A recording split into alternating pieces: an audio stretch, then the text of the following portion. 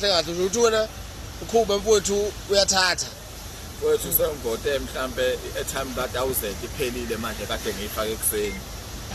Sengize ngafaka enye futhi airtime njengamanje ngifaka u1000 futhi ngifuna uphelele kuwona wonke ukhuba.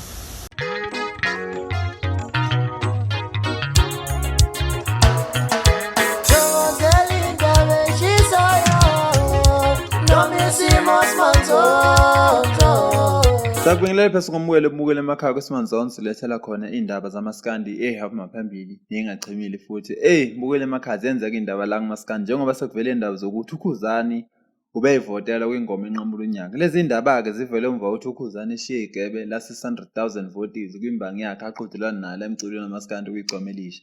Kodwa lezi indaba zikhishwe owaye isky guy sabalandeli bakhe uKhuzani eminyakeni edlule. Kodwa wathusa abantu njengoba wabeseshitsho wathi yena uyashiya uKhuzani njengoba uKhuzani wenzisa kumuntu wentombazane hlale ekhuluma njalo. Wasethi yena ufuna ulandele insizwa ngomaskandi. Wasethi ngempela uyashiya uKhuzani uya kwicomelisha. Kuma nje sikhuluma nje useyisky guy sabalandeli bakhe icomelisha indlaba iphika. Ukhiphe lezi indaba ku Facebook njengoyishilo ukuthi uKhoza FM belifonela umuntu ovote kakhulu engomeni yonyaka.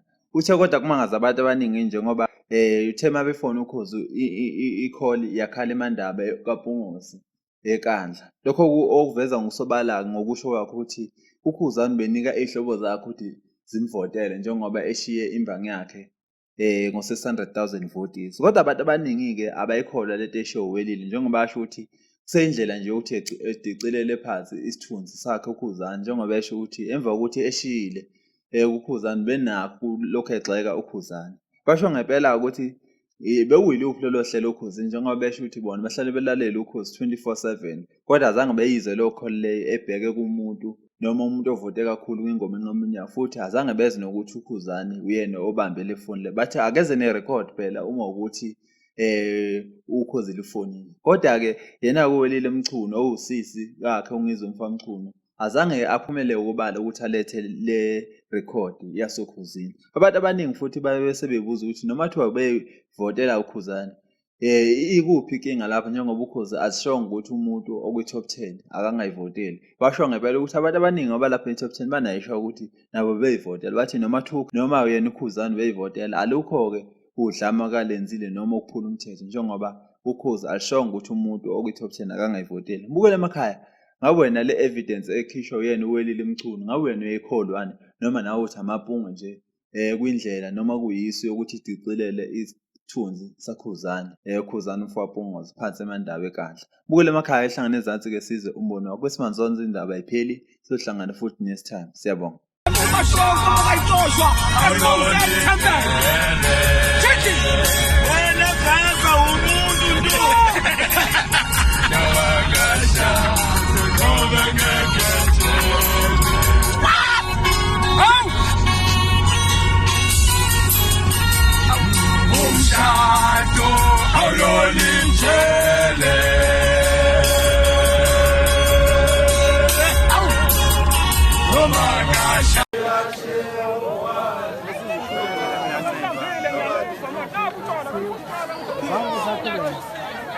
Aku telepon ngomongin kangga.